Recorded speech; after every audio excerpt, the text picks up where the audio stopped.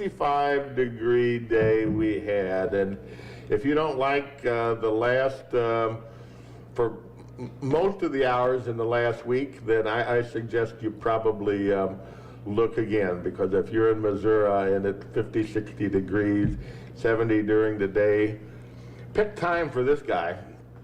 How about you, Grace? Me too. You're probably thinking about deer hunting already, aren't you? Not as much as Ben, but yes. Ben, well, I know Ben. Well, he's enthralled by it. There's no question about it at all. But with the bucks he has to spend some time at it. There's no question about it. Well, hey, it's good to have you back here on KTUI 1560 AM, 94.1 FM, or possibly you're watching on Facebook Live. If you are, we have got. Every once in a while, we get a VIP here at the White Mule, and Joe All is one of those. And I have a relationship with Joe. We go back to Jefferson City, serving in the House.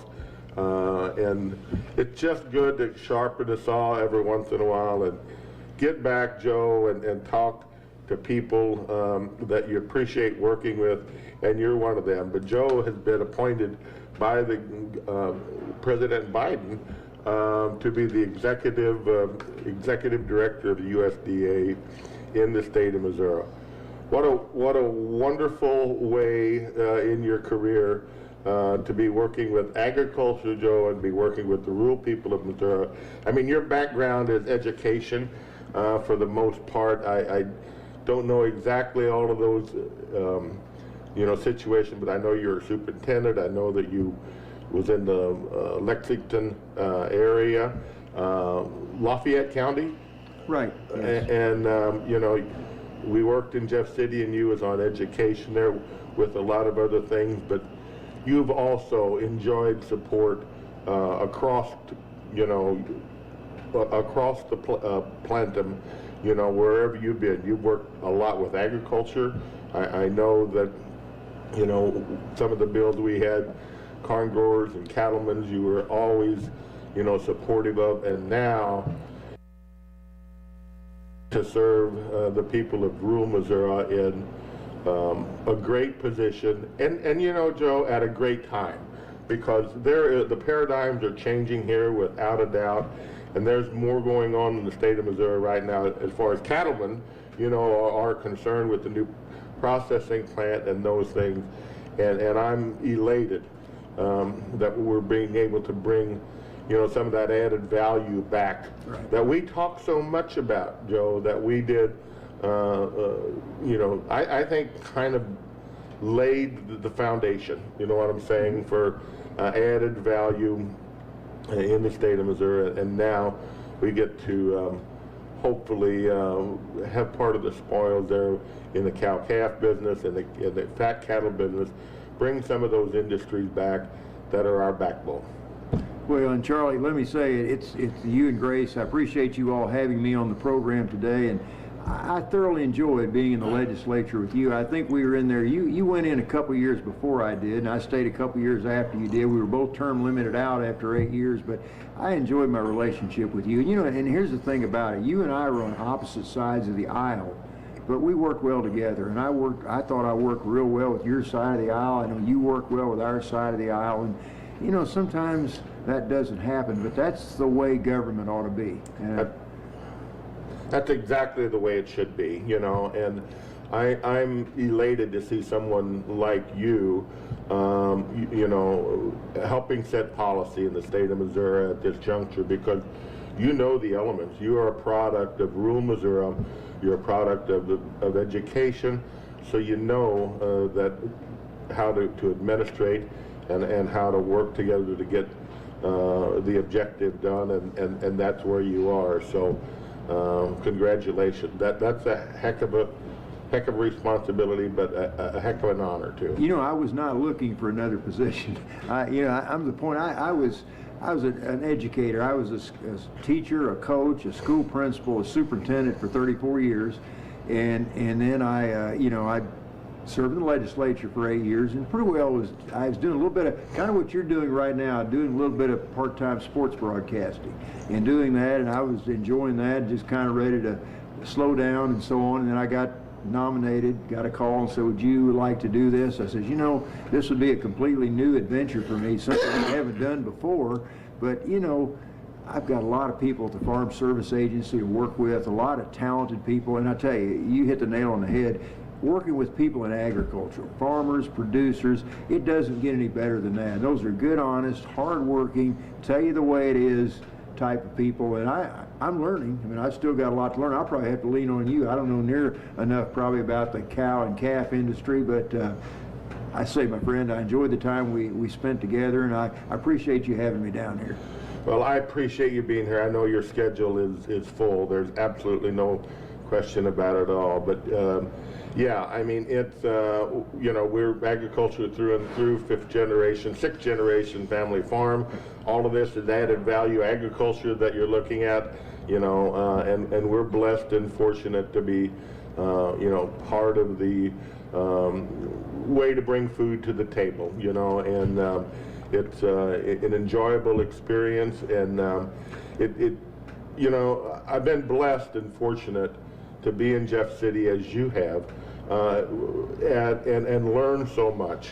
You know, I was the chair of the Economic Development Appropriations and Transportation, and I got to look into the numbers, you know what I'm saying, right, back then, and you kind of seen that, you know, farm to table, value-added agriculture, agritourism was kind of, you know, coming into its own at that juncture, and we just, you know, always had a vision. Every farm boy wants to plow a little deeper than their dad. Right, you know what I'm saying? That's just how it is. So we're fortunate to be part of that, and you know, that's all good. But you know, the USDA is so important, and I don't think most people really got you know, a handle on what they do. First of all, it's one of the only you know, only partial of government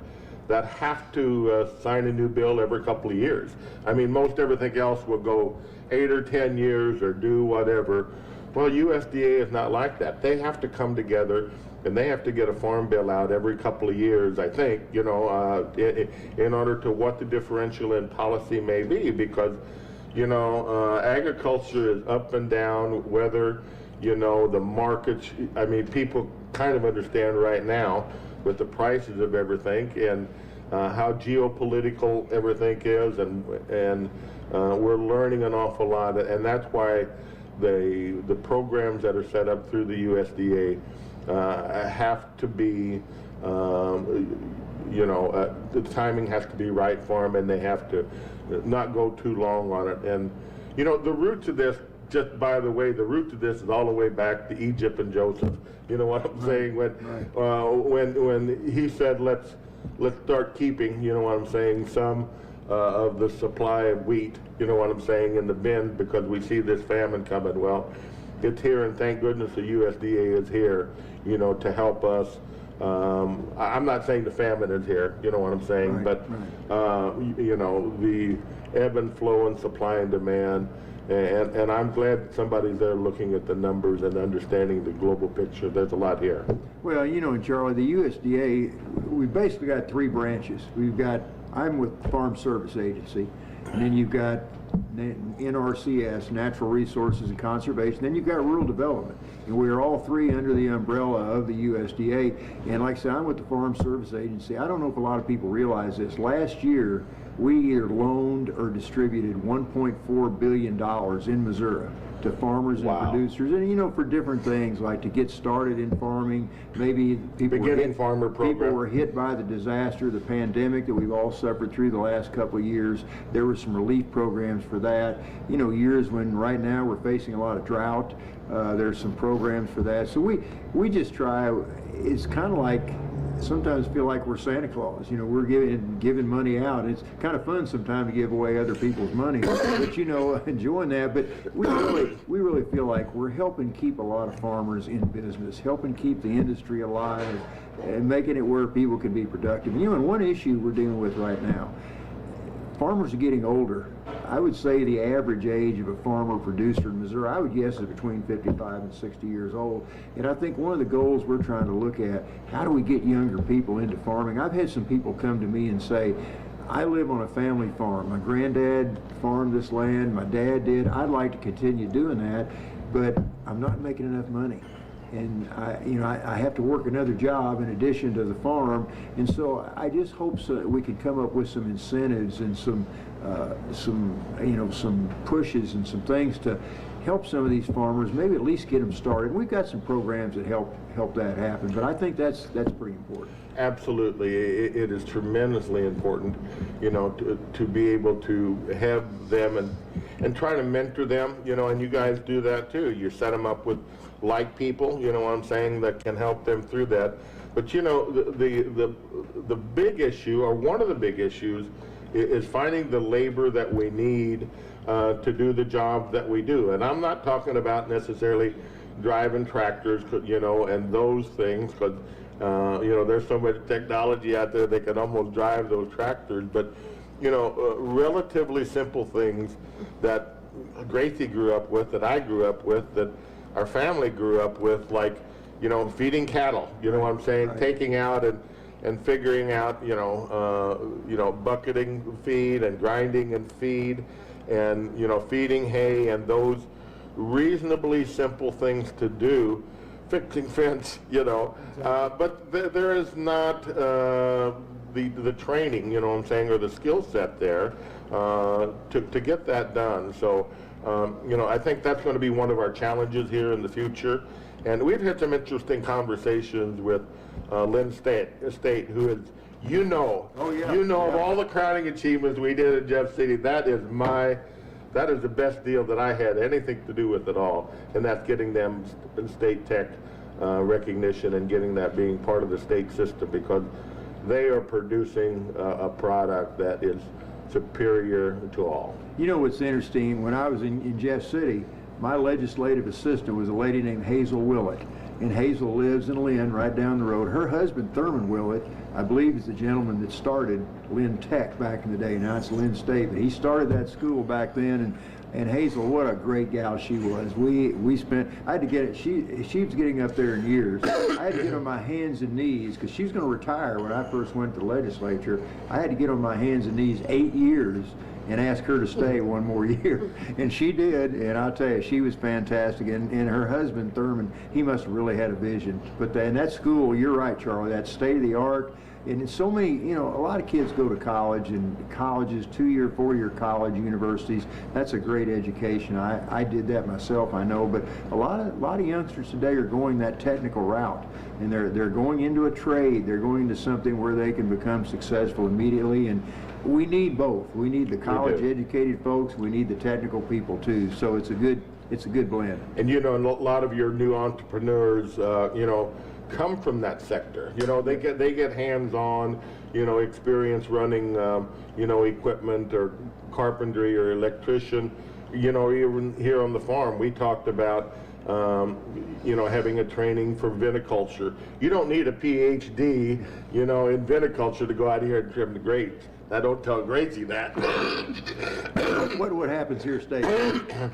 But we just need, people that want to learn those skills and apply those skills in making wine, feeding cattle. All of these things are similar to that, but we have to inspire some people to get involved, in this sector for there to be the labor part of this thing that's done, and that's and I know USDA helps, and I've been reading where they're doing some stuff on the other levels too, of trying to get the skill set we need to have in rural America to get the jobs done we need to get done. Well, farming in the agriculture industry is such a big part of who we are in Missouri. And we look at the rural area and say, boy, it's what rural America, what rural Missouri is all about. But let me tell you something else that's happening. One of the big pushes right now with USDA is what they call urban agriculture. And they're trying to move agriculture into the cities. And, and you look at, like, for instance, Kansas City, St. Louis, Columbia, Springfield, right on down the line. Not a lot of large acreage acreages or plots of ground inside the city for folks to farm. So what urban agriculture basically is doing is planting crops, growing vegetables with limited space. And you've got folks that are, we call it community gardens right now. A lot of big cities have community gardens where different folks come in and plant different vegetables, different crops, and it's kind of a shared project. You see a lot of warehouse gardening where people have taken a building and they're stacking rows of crops and plants on top of each other in that building. Doing hydroponics. Hydroponics, yes. I mean, it's just some real neat things. And urban agriculture is something that's going to get bigger and bigger. And really, urban agriculture, that concept would also work in the rural area. If somebody doesn't have a lot of land, they say, I've got a small plot. I mean, in the urban areas, you've got gardens on vacant lots. You've got them on flat rooftops. I mean, the people in the cities with the concept of urban agriculture are being very creative in trying to figure a way, how do I grow what I want to grow with little space? In USDA, there's going to be a lot of money for urban agriculture. Well, the high tunnels, you know, exactly. That you have here, there's several in the rural areas, you know, because it's efficient. You know, you can go out there, you can control that environment, you can grow things, you know, 365 days out of the year, and people really want to know, Joe. And I think of all the other paradigm shifts that we have seen, you know, in our lifetime, I think people getting back to knowing where their food comes from, asking the right questions on how it's prepared, what's being done. I think those are some of the most important things that people understand, to be involved with that process and have input into that and be part of that process. Well, one of the pushes for urban ag is because a lot of folks in the cities are saying, you know, the price of food is getting very expensive. Plus, I wonder about the quality of some of our food sometimes. So, hey, if I can grow it myself, and I know it's homegrown and fresh and so forth, I know what I'm getting, and that's attractive. You mentioned the word high tunnels, and maybe for some folks that don't understand high tunnels, I guess for lack of a better word, a high tunnel is a sophisticated greenhouse with no electricity. It's just the same type of concept where people grow their plants, their vegetables in a controlled environment, and there are a lot of the high tunnels out there now. There is, and you know, not only for, you know, for food, but you know, also for horticulture. You know what I'm saying? Also for, flowers and shrubs and those particular things that are there, and it's all agriculture. You know, it's all agriculture, and it's all you know, gets to be value added, and it's kind of neat when you start getting into some of these particular areas and doing it to some degree organically. Right. You know, because it opens up. We just took some cattle, you know, we feed all of our own cattle out here, and we got our own processing plant. Well, it gives us the unique ability, you know, to be able to do experimentation. And we got a guy that used to be a professor at Lincoln, and he bought they took like 20 of our steers and fed them a natural diet. Mm-hmm. You know, his son worked for a company out of Europe somewhere, sure. And I'm not exactly sure what compound they used, if it was radish extract or beet, whatever it was, but it was something, you know, and they were feeding this for not only feed efficiency and documenting that, but what it did to the tenders of the meat. So we were able to take and you know, scientifically, you know, look at, you know, how much increased productivity and how much extra value was being able to document that in a steer. And when you're dealing with an animal that's worth, you know, $2,000, you know, 5 or 10% means something. Oh, it means a lot. Well, you talk about the steers, the cattle, and so on. One of the big issues we're dealing with right now in Missouri is serious drought. Yes. And I know, and that's happening all across a good part of the country. I know across other parts of the Midwest. And we got some programs at FSA to deal with that. Right now, I think we have around 43, 44 counties in the state that have qualified for what we call drought assistance. That's almost half. It is. And people say, well, how do I qualify for drought assistance? Well, we have what we call the Federal Drought Monitor, and that's located in Nebraska. But that drought monitor measures different factors of how moist is your soil, how dry is your soil, how much rain have you got, and things like that.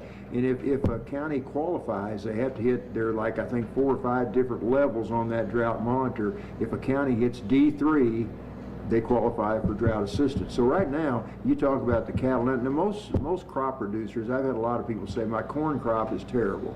It's not going to be good. Well, most farmers have crop insurance, which will help cover that cost of the crop. There's a safety net there. They do, but for livestock producers, not so much. So we have one of the big programs we're dealing with right now for counties that qualify for drought assistance. It's called the LFP, the Livestock Forage Program, and you know you can get some financial assistance, because I know people say, well, my ponds have dried up. Yes. I don't have enough feed for my cattle. I don't have the hay, the other things. So the Livestock Forage Programs offers an incentive, a payment to the farmer who qualifies to help take care of your livestock, take care of your cattle. And I'm just glad. I hate to see the drought hitting. I hate to see so many people impacted right now, but I'm glad we've got some money available and some programs to help these people out. Let me just tell you, you know, right here on we're blessed to have a good footprint, you know, and we have put equip in. We just repurchased part of the farm that my father sold back in the 70s. When none of us boys were coming home to the farm, you know what I'm saying, one of those deals. But we just got done putting water lines in over there. And I'm proud to say I just did my numbers, you know, to look at grazing days and those things and how often we move those cattle. You know, we're running 200 mama cows plus all their offspring, you know, on less than an acre of grass and doing 95% of the hay right here.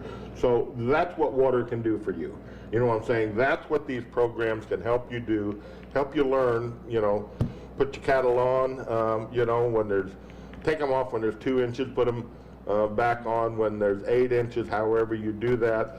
But it will get you a lot more productivity. And I went to grazing school way back 30 years ago, and I worked for Mormon Feed Company. Yeah. But before all of this, so it's been a good experience, and I can say nothing but good. And I talk about an awful lot, you know, and it helps so many people just learn the fundamentals, like your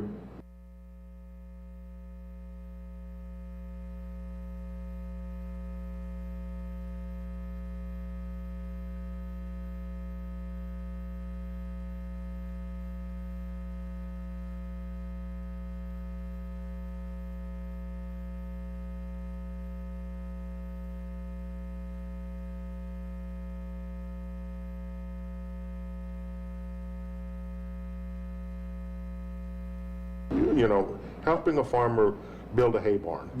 And borrowing him the money to hay out there, you need some help with that.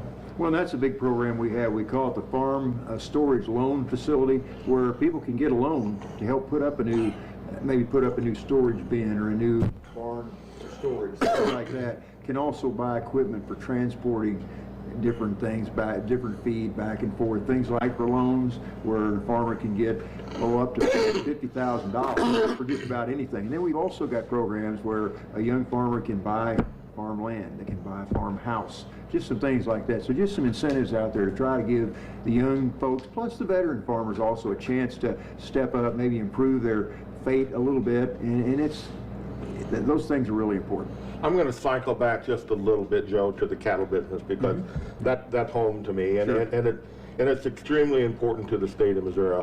You know, somewhere in the vicinity of 2 million cows, you know, in the state of Missouri. And I don't know if you remember that, but when I was there, I tried to put a program together and got a tax incentive, you know, to keep cattle in the state of Missouri. I was on the ag committee. I was on there for 8 years. I remember us talking about that. And that made you know, it still, I mean, it's not there. They still got it in there, but you know, there's some people used it, but they made it pretty complex. You know what I'm saying? I mean, in regard to how they track it.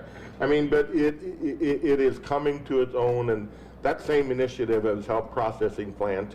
You know, they took some of that money and made it available to some processing plants, and that's where it's at, you know, at this juncture. And you know, but you know, the cow business, when you're talking about crops, Joe, fundamentally, if you don't make it this year, you save.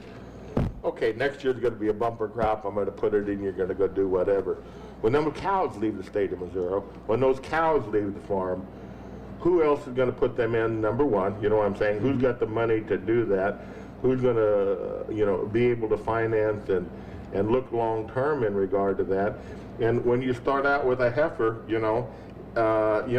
it's 5 years, you know what I'm saying, before you sell anything off of that thing. Right. So you look at that supply chain and how that's impacted once those cows leave the state, and 2 million cows in the state of Missouri put a lot of value, you know, back in a lot of pocketbooks, you know, and helping off a lot of people. And this new packing plant that I know you and your administration, you know, have worked hard, and it's been part of their forefront, in all honesty, to look into the packing industry, to look at these, you know, huge packers and try to distribute more evenly the kill floors and the packing industry across the nation. Yeah. And it's a key issue. Well, I've heard a lot of producers, a lot of livestock producers say, I've got to drive hundreds of miles to get to a processing or a packing plant. There's nothing close to me. And that's one. And then also another issue is that I think some of the big companies, some of the big corporations have had a monopoly on food processing. So I think one of the goals of the current administration, the Biden administration, has been, let's try to distribute these packing plants. Let's put some more food processing plants out in the rural area. So number one, we have more competition, and number two, the livestock producer doesn't have to drive halfway across the country to get his animals processed. And I know it's a slow process, it's going to take some time to do, but I think that's one thing the administration is trying to do right now, and that should help, like you talked about, you being a cattle producer, and that should make a difference with you to have that competition, to know that, hey, you're not going to have to pay an arm and a leg to get your animals processed. Absolutely, but if we look at the overall opportunity that is there, I mean, these are kind of old figures to some degree, but let's assume that a feeder calf was worth $500 or $600 at one time. You know, well, you finish that out, you know, send it to Nebraska, do whatever, finish that calf out. It was going to be worth, you know, $1,200 or whatever. The numbers are a little bit different, but the percentages are the same. So if you take a calf today, you know, let's just put reality to it, at $1,000 for a 500-pound calf, you finish that calf out, you know, it's worth like $1,600, $1,700, $1,800. Those are, you know, $1,000 basically that you're keeping in the state, utilizing right. Our own resources, our own corn, our own ethanol byproducts, you know, our own labor, and this plant is causing infrastructure to be built on the finish end. Right. I mean, we put a stack house in, you know, recently to have a place so we can utilize, you know, the manure, you know, that we have, because another very valuable asset that we never could take advantage of. But these are the things that are sustainable. You know, not only not having a place to kill, you know, 15% of the 2 million cows that you have to drive 900 miles to a cow plant, you're going to be able to take them, you know, right here to Warren County, cows and fat cattle, and you're going to get, you know, it's going to be a lot better price. It's going to add value across the board. Exactly. It's a great deal. And Charlie, another plug I want to put in for the FSA. I don't know if people realize, but the Farm Service Agency, we've got around 114 counties, I believe, in Missouri. We have 94 FSA county offices located across the state. I'm trying to get around and visit as many as I can. It's wearing me out. I mean, you know, you and I aren't getting any younger. There's a lot of driving, but I'm really enjoying getting around. And, you know, if you're a producer out there, get to know your people in the FSA office. They're very knowledgeable. They're very helpful. I'm surprised as I go around and visit different counties, I see these people in those offices working so well with the producers and just developing a positive relationship with them. And these folks know a program. You say, I'm a producer. My crops aren't going well right now. The price of fertilizer is killing me.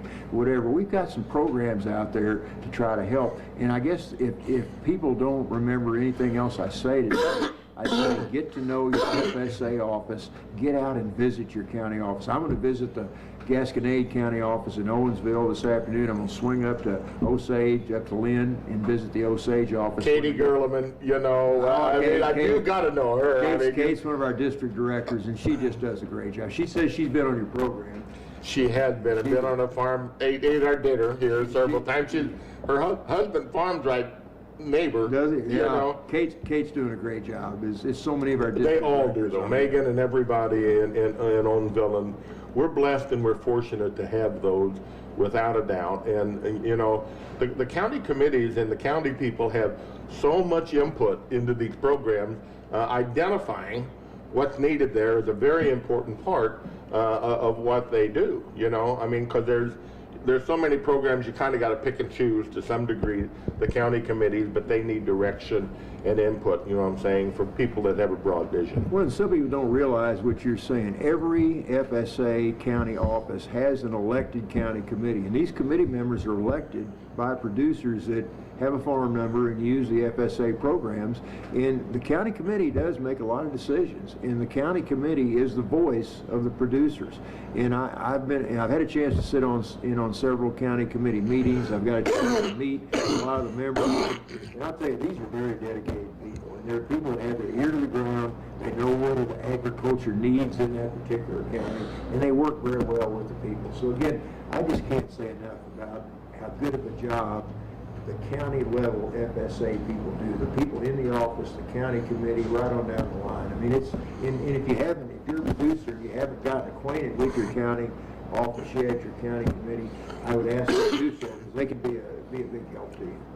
We talk about it, you know, 3 or 4 times a year in here. We talk and have, you know, people like, you know, Katie, you know, Sarah, whoever, you know, come in and talk about the programs, because it's fundamental at this juncture that people are aware of the safety nets that are out there, and especially for young leveraged farmers. There is no other alternative, Joe, other than having some kind of safety net. When you, I mean, I've got customers now that come in here that spent $2 million to put out a crop this year. Mm-hmm. You know, and that's, you know, that's a lot of money. It used to be a lot of money, you know. To me, it's still a lot of money. It truly is, Joe. But it's good to have them there, and your job will continue to be a tough one. I mean, when you've got to read the tea leaves, or somebody, you know, from the USDA. I mean, we don't know when this war in Ukraine is going to end, right. But we know, we're smart enough to know that it's damned important what happens over there as far as agriculture and as far as food is concerned. Oh, it certainly is. And we get so many products from other countries, and we're in a war like this. It makes a big difference. And you mentioned something a little while ago, Charlie, that I think is very important: the Farm Bill. And the Farm Bill will be Congress will be writing a new Farm Bill this coming year, 2023. And the Farm Bill dictates what we do. Like you said this earlier, what we do at USDA is all governed by the Farm Bill. And so I think, you know, it's going to be very important. And I know a lot of people are talking with their Congress people and saying, hey, here's something we need in the agriculture industry. But this is a critical year coming up. We want that Farm Bill. For instance, I talk about urban agriculture. We give out a lot of loans. We administer a lot of loans at FSA. There need to be, if we're going to support urban agriculture, some of our loan structure right now does not really support some of the things that go on in urban agriculture. So we've got to have some changes made to make that happen. So this is going to be a very critical year. But I have a lot of respect and a lot of trust in Congress. I think, you know, the ag people there, the entire body, they listen, and I think they'll do a good job crafting a bill that will be very helpful to most producers. And, you know, I'm trying to think of the Secretary of Agriculture, and I just lost his name. Thomas Vilsack. And he's been there for a long time, and a very smart man, and worked across the board, you know, for agriculture for many, many years. And Vilsack just, you know, he's a good man, you know what I'm saying, and he understands all the moving parts. And just one instance of why the Farm Bill every 2 years is so important. Look at what the dollar has did here just recently.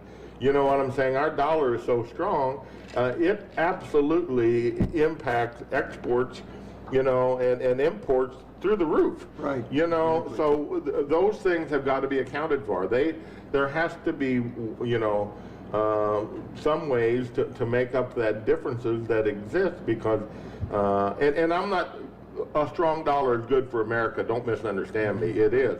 But it does impact, you know, every commodity along the way.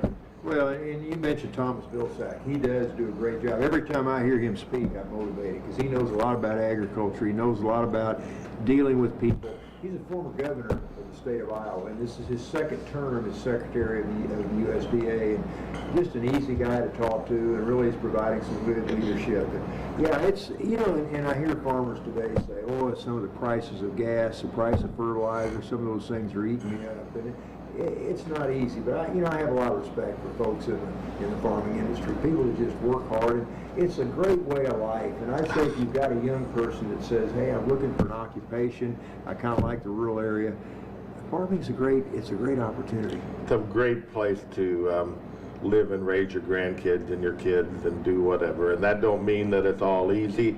You know, it is not. It's extremely hard work, extremely risky in everything, you know, that you do. But, you know, if you want to work hard and you want to appreciate nature, you know, and I know Lafayette County, because we got producers up there that come down here and got a farm right down here. And you guys are sitting on a gold mine there, you know what I'm saying, in regard to your land. A lot of good land. A lot of really good land, a lot of 200. The Missouri River runs right close. Yes. You've got a lot of river bottom land. That's It's great land also. When it doesn't flood. No, well, that's very, very true. But, you know, I'm sorry about my cough. Oh, you're fine. You know, I'm not infectious, you know, but I just, when the weather changes, I kind of get this stuff. So I apologize to the audience too, but they know me, you know, so. Well, you guys have a great place here, this White Mule Winery. This is my first trip down here. Boy, you've got a big area. I saw the area in the back, kind of a meeting room or a banquet room, it looks like. You got a nice decor. This would be a good place for folks. If you're coming down Highway 50 near Rosebud, Missouri, this looks like a great place to stop and eat and drink and whatever. We were blessed, and you missed it last week because the women, or 2 weeks ago, the women in ag were here, and you know, the pavilion was full, 300 and some people, and those, Joe, are the core of our values. They're our culture. Gasconade, Osage, you know, and Franklin and Marys County, we're all represented here. It's a huge deal, and your staff, you know, and they put it on, and they give these women recognition. And you know, they need to have you come down next year because you'd be great speaking, you know what I'm saying, to this group. They're why we're here. Yeah. You know, Joe, exactly. and you can't go anywhere. You can go maybe to Lafayette County or Gasconade County and Osage and Marys, and you can ask people, where in the world would they rather be than right here? Exactly. And that's where they'd rather be. Well, you mentioned women in agriculture. You know, and back in the day when you started out, and as I was growing up, farming was for men. I mean, that's what people thought. But boy, you're seeing a lot of ladies getting into agriculture right now and really doing a great job. And it's just so encouraging to see, and it just kind of fills my heart every time I see. And I talk to a lot of ladies, and boy, they're on top of their game and really into it and really know the ins and outs of agriculture. So that's, and I know you had a packed house, and I'm sure you had some very talented people, some very interested people in learning more about different phases of agriculture. And that was nice of you guys to sponsor this. Well, I mean, we've been doing it for, well, COVID 2 years down, but I guess probably 6-7 years, and it's a great program. And next week, I think it's next week, I don't follow that, we're doing the fourth graders ag stuff here. Yeah. You know, where we're going to have, you know, some petting things, and going to talk a little bit about, you know, growing grapes and those kind of things. And it's a 2-day thing, I think, right? Yeah. And it's just great to have exposure to those little ones and the ladies, but those ladies are our core, and they do so much. And you said people in agriculture, but you show me one farmer that don't have a good woman behind him. Exactly. You know, and I'll say, well, that just don't happen because, you know, most of us would just rather go to the bar and have a beer. Well, you know, I told you I was an educator. When I was a principal, school superintendent, I had a lot of kids that came from farm families. And normally those kids they were polite, they were dependable, they would work at school, they were very respectful, they respected other people. Just a lot of good young people come off from those farm families. And let me tell you one funny story. As I told you, I'm relatively new to agriculture. I was an educator. No, you're not. You know it. You know it. But there are a lot I don't know. And I went to a meeting with some producers, and I'm talking in front of them, and one farmer says, "Mr. All, I have a question for you. What soil temperature? What temperature should the soil be when I plant my corn?" Oh my gosh. I had no idea. And I said, "What do you think?" He said, "Well, I think it ought to be like 55 degrees." And somebody else said, "No, I think it ought to be 70." I said, "You know, that's a good range, 55 to 70. So sometimes you just kind of have to roll with the punches, and politics. It all works out. Politics taught you all that. Yeah, right. You know, well, what do you think? I totally been there and done it, you know. Kind of like talking about somebody, I had a mentor one time tell me when somebody's talking about somebody else that you know, the best way to answer that is, isn't that guy something? Because, you know, that covers a multitude of areas. I agree. There's no question. You know, we about could it. tell stories all day long. I bet, you know what, I guarantee we could, but we're doing business, you know what I'm saying? That's, you know, you being out here and exposing people to the USDA, you're a decision maker, you know, you're a doer and a shaker, and you know, when the President of the United States, when he signs your paycheck, you know what I'm saying, and you have access, you know what I'm saying, to his, you know, policies, it don't get no better, Joe. I mean, you know, you can impact, you know, through your work and, you know, taking information back through your staff, you can impact the future very, very quickly, you know what I'm saying, with the information you got, and I appreciate there's somebody like you doing that. Well, Charlie, I appreciate that, and I'll tell you, it's really an honor for me to be appointed by the President. Now, Congressman Emanuel Cleaver in Kansas City, he's the one that nominated me for the position and then was appointed by the President. It's just a real honor for myself and my family, and I'm trying to just not be a figurehead. I'm trying to be active. I'm trying to get out and about. I'm trying to listen to producers, trying to implement some changes that I think will be good. And I've got great people at the state level that I work with. People, when I have questions, I lean on them, and they're just very, very eager, very willing to help out. And we just got a good organization. We can always do better. Always got room to improve. There are always new programs, new ideas, new things that need to be out there. But we've got a lot of good things going on there. We do, and we work together and still do. I mean, I remember when I was in office, Peter Huffer was secretary or you know, director of agriculture for the state of Missouri. We had two at that time, a very dry time.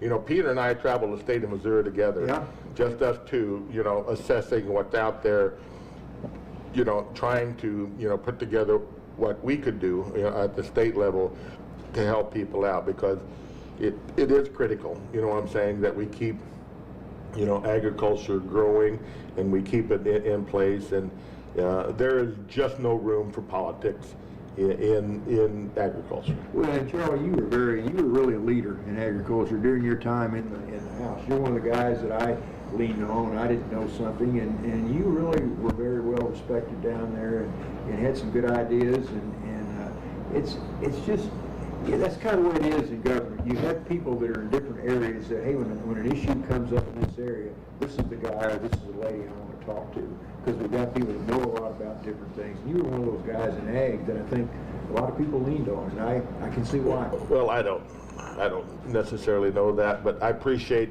the compliments, but this is me. This is life. You know, when you're 5 generations, you know, grew up across the road here, you know, you kind of get to know what you know. And then, you know, policy, you know, and decision making in Jeff City don't really change your core. You know what I'm saying? Sometimes you got to do what you got to do, but you know, I know what I know, and I'm comfortable with, you know, where I'm at, even though it may be upstream sometime, and it's a losing, you know, it can be a losing battle. But as a whole, Joe, we got stuff done. We still get stuff done. You know, Tom Lerner, you know what I'm saying, and other people in our the program that he established in regard to borrowing, you know, first-time farmers, helping them with interest. The last few years, you know, so it was what it was. But you know, you think now about being able to borrow cheaper money, you know what I'm saying, to buy expensive cows. You know, it was a program maybe worth 25, 40 bucks a year. Now it's worth maybe 3 times that. It is. It is. So, you know, those are important things to know, and you get that experience from people that know, you know, and you try to set those, you know, policies in regard to that. Hey, we're on KTUI, 1560 AM, 94.1 FM.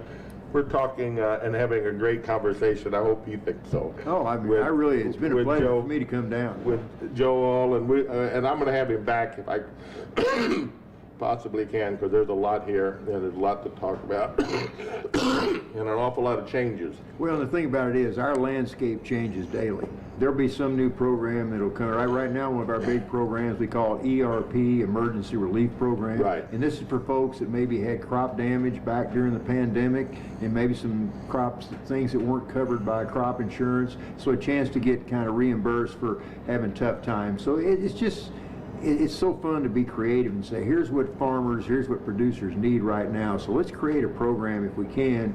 And you know, I tell the people in the trenches, I said, if anything a producer comes in and asks for help, please try to find a way to help them if you can. Don't say, oh, there's nothing we can do for you. Try to find a way. Now, we've got to say no once in a while. I mean, if we don't say no, the system falls apart. So you got to say no, to have rules, to have regulations, to make the system work. And that's why your local committees are so important, you know, for the onset, because, you know, they're infiltrated, you know what I'm saying, through the communities. They really know. They know how bad things are, or how things are impacting them. So it's important that it's a bottom-up, you know, kind of decision making at this level. So we're going to take a little break here on KTUI 1560 AM, 94.1 FM, and Facebook Live, and see what else is going to be going on in our neck of the woods this weekend. I know that we have an event this evening, right? Owensville Chamber of Commerce is going to have their autumn festival here. They're out getting ready right now, so remind all the business people what's going on tonight, and they'll be out here. So what else is going on in our neck of the woods? Grace? St. George Parish is having their annual Fall Festival Sunday, October 2nd. They'll be serving from 11 until 6 p.m. That is in Lynn. Be dine in or carry out. Whole hog sausage and turkey with dressing, dessert and bread. $15 per meal, and their dessert auction will start at 4. She talks about food most of the time here, and it gets me hungry, Joe. I'm getting hungry. No, Leduc Little Country Church is having their Apple Butter Day Saturday, October 8th. Starts at 9 a.m. You can call now or pre-buy. It is $8 a pint, and that's in Bland, Missouri. apple butter. Sounds pretty good. You know, I remember coming home on Thursday night from school. Mom used to bake bread every Thursday, every Monday and every Thursday. Get off the bus and that bread was hot, you know, coming out of the oven, you know, a whole loaf, and then put apple butter on it. Oh, it does not get much better than that. It doesn't get any better than that, and I've maintained most of it, you know. St. James in Charlotte is having chicken supper Saturday, October 8th. Serving will start at 4. Dine in or carry out. Fried chicken, real mashed potatoes, green beans, corn, coleslaw, and pie. Adults are $14, ages 5 to 12 are $7, and under the age 5 eat for free. You all do eat pretty well around here. We do eat, and that's our church right next door, Okay, you know, right, so okay. I wonder who'll be frying chicken there. Well, maybe, maybe I'll be supervising, no. The Owensville Lions Club is having a trivia night Saturday, October 15th. Doors will open at 6. Trivia will start at 7. It's $100 for a table of 8, and it's Halloween theme. So there'll be prizes for the best costume and best table decoration. And this Friday night at the White Mule, we will be serving steak, grilled shrimp, country fried steak, and then we have chicken fettuccine for the first time this Friday. Wow. So come out and try that. And then Saturday we will have pizza, wings, and hamburgers from noon until 5, and then our steak dinners after that. Sundays all you can eat pan-fried chicken and roast beef from 11 until 3:30. Also, I believe we have Dave Benson coming this Sunday. He'll start at 1. They, Joe, Dave Benson is a local band and actually traveled a big area. And a lot of the people that follow him come on a Sunday and square dance or dance out here. It's a good time. I bet you get big crowds here. Oh, we're blessed. You know what I'm saying? We're very fortunate, and you know, it's all good. You know, it's all homespun, as you can tell. Oh yeah, you know? well, that's what people. It's homemade. That's what people like, especially in this rural area, especially. That's what they like. Well, it's all good. So, is that all we have this week? So get out and make your plans now. Look, it's been a long time since a lot of these church suppers have got together. You know, a lot of these, you know, community supporters have been able to sit down and serve meals. So get out. They can use your support. All of these fraternities and all these churches do an awful lot to make our community as blessed as it is and make it a great place to live and grow. So get out and make plans now to support them this week, and I guarantee you'll be full and you'll be happy. Well, you know, and so many people now, we spent 2 years where we were basically isolated, where we couldn't get out, we couldn't have large gatherings. The pandemic's still out there to a certain extent, but things are getting better. And people, I know we have our FSA people get together for gatherings. It's like a homecoming, like a rebirth again. Hey, we haven't done this for a couple of years. They're just so happy to have a chance to get out and see each other again and socialize and talk face to face. And I don't know if we'll ever get back to normal as we used to call it, but we're getting closer and heading in the right direction, I think. So that's gratifying to see. But you were instrumental, you know what I'm saying? You know, the people working from home and those things. And, you know, we use your programs a lot. And I got a gazillion questions, as you might know, you know, in regard. Because I get to meet a lot of people in here. Every Friday and Saturday night I work the room, and they said, hey, you know, we heard you on the radio, you do this. Can you get this information? So I use your resource. You know, you are a sustainable resource, and I use them. And during the pandemic, they were always there. They would call, email, not that I email, but Gracie does it for me. So they're there. USDA is a sustainable resource, and I encourage people to ask the questions. That's how you learn, and that's how you understand. And you know, I could go along all day, Joe, but I will tell you this, that I can give you 4 or 5 people that would not be in business if it wasn't for the USDA, including some young time, you know, farmers that had give the opportunity to get started, you know what I'm saying? They were off the farm to begin with, you know what I'm saying? Their fathers did other things, but they've been extremely successful. They're smart young people, you know what I'm saying, that have degrees at other things, but they have chosen that, and USDA, through their mentor program and what they've did, has put food on the table. And we certainly don't have all the answers, but we certainly want to try to help as many people as we possibly can. And like I say, it's just great to be in the ag industry, and just a neat industry, a lot of great people, and like I say, farming's a big part of what we are in Missouri, and I hope we can keep it going. We plan to. #1 industry in the state of Missouri, you know, and every dollar that USDA invests in it returns 7 to 9 times, you know what I'm saying, through the economy. When the farmer gets it in his hand, they invest it. And you probably know Hannah Hines. Hannah's our, of course, Hannah was here.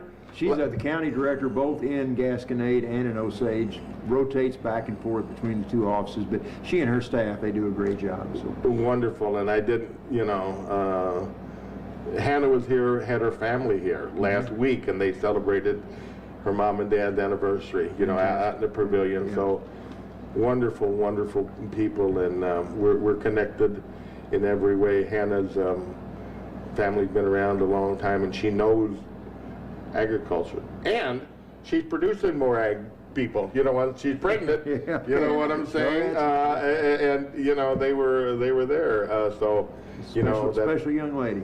She really is. There's no question about it. Dudenhofer, that was her maiden name, was sitting here.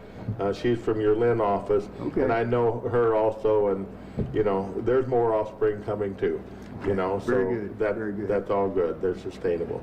Joel, a pleasure. Well, you're invited back. It's good to see you, Any time, and I want you to come back I'd love if you to do can. that. I would love to. And we're going to do some things. We do a lot of cattleman stuff here. You know, my son is involved with the cattlemen's, and when we get this packing plant a little bit closer, we're going to have a programmer here too, that they're going to come down and help us. Put on. Joe Gildahouse is the presiding commissioner over there. I've known Joe for years. He comes here and eats, and we talk a lot. That's a big deal. You know, the amount of money, the amount of employment, the amount of housing that's going on up there now, and you know the plant. They're working on it. It's the best thing that happened to the state of Missouri agriculture in many years, in my opinion. Well, I'll be glad to come back anytime, Charlie. And you and Grace, I appreciate you all having me. And this is a neat little program. So you do this every week, huh? Well, I try to, but you know, sometimes I don't make it. Well, you're you know a natural. I found out something about you today I didn't know. You're a radio celebrity. You are too, though. I read that you do sports. You do high school sports, or? I do high school. I broadcast college football and basketball for Missouri Valley College. Really? Every Friday night I do a late night scoreboard show, football scoreboard. Get home about 2:30 and I'm getting too old for that, but get home 2:30 every Friday night, and I love doing that. It's fun. Obviously you do, and you know, good to sharpen our saw. I feel ready to go cut some wood. Almost, you know. If I didn't have to go down to the county office here, I'd come out and help you. But I think I'll leave you alone. I'll bring you a drink of water or whatever later on. I'm not sure I'm going to get the chainsaw out, but you know. Hey, great for you to be along. I know you appreciated Joe today, and good to have him here. We'll be back next week with who's our guest next week. We're working on it. Oh, somebody from the kids' field days. Oh, the field day. Yeah, the fourth graders. So we'll have a couple hundred kids here. There'll be a lot of interviewing to do. You know, and a lot of fourth graders. You guys will be kids again, both of you. You know, I haven't changed. Good for you to be with us. God bless you, and we'll see you next week. Center in Florida. That liftoff is currently scheduled for October 4th.